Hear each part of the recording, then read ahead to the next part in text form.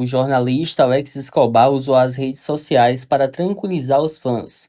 Ele passou mal ao vivo durante o programa Encontro com Patrícia Poeta. Escobar explicou que teve dificuldades para falar, mas não sentiu tontura ou confusão mental. A TV Globo informou que o susto foi causado por um pico de pressão, devido ao forte calor nos Estados Unidos. O apresentador já está se recuperando e passando por exames. Ele agradeceu o carinho e disse que já se sente pronto para a rotina. Por causa do episódio, Fred Bruno comandou o Globo Esporte sozinho e mandou um abraço de melhoras para o companheiro.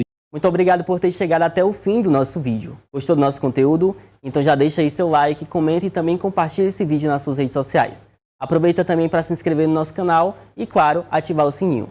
Quer saber mais informações sobre o tema que a gente tratou aqui? É fácil, é só acessar o portal O Povo. O link está aqui embaixo na descrição. Até a próxima. Tchau, tchau.